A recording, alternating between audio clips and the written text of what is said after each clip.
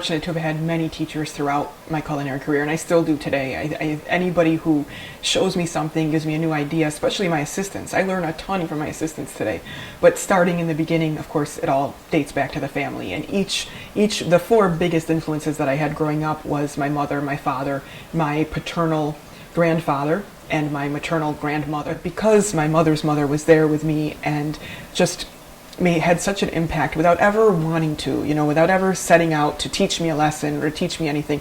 Just her being there did. And she, and I think many people probably had this experience, was the one person who, more than anybody, loved me unconditionally and never had a bad word to say, never made me feel bad in any way, never did anything, to hurt me, but was always there as a support and lifting me up and showing me what's possible. And she was such a huge inspiration as a woman because she had been through so much in her life. Yet she was always positive and she never complained, and she just kind of set that standard that you make the best of everything. And I know many people in their lives have those type of older figures who did that, and we're very, very fortunate because we can be inspired by their strength.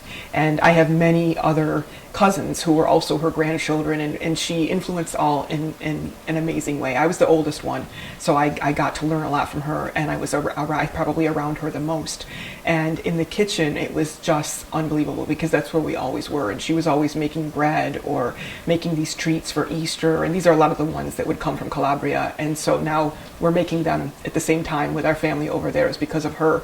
To me, the holidays were that. It wasn't necessarily about a religious concept. I hope that doesn't offend anybody, but at a young age, you don't understand those kind of complex things as much. You understand who's around you in the sense of security and the sense of warmth, and just her physical presence was the holiday for me, and the energy that she created, and all the days leading up, and all the different doughs that we would need, and the eggs that we would dye, or the different things that we would do, the Christmas cookies, to the point this went all the way through the end of her life. And I learned all the recipes, fortunately, but it was at the very end where she was not able to continue anymore, and the doctor actually asked her if she wanted to stay in the hospital, if she wanted to go home, and she said, "No, I have to go home. I have to bake with my granddaughter."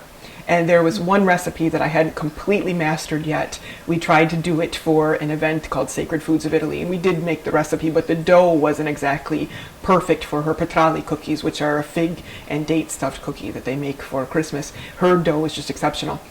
So I went home. She couldn't speak by that point, and she had to have someone wheel her up to the table. And I rolled out the dough, and I showed her, this is my dough, and she made a hand motion that that's not exactly right. She pointed to the middle, and she said, "You have to extend it more from the middle." And I did, and that was the last recipe.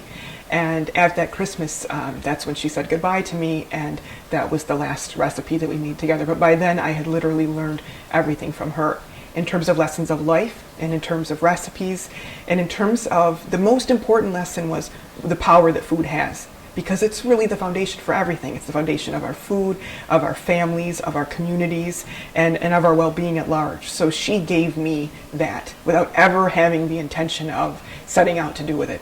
So I owe everything to her in that sense.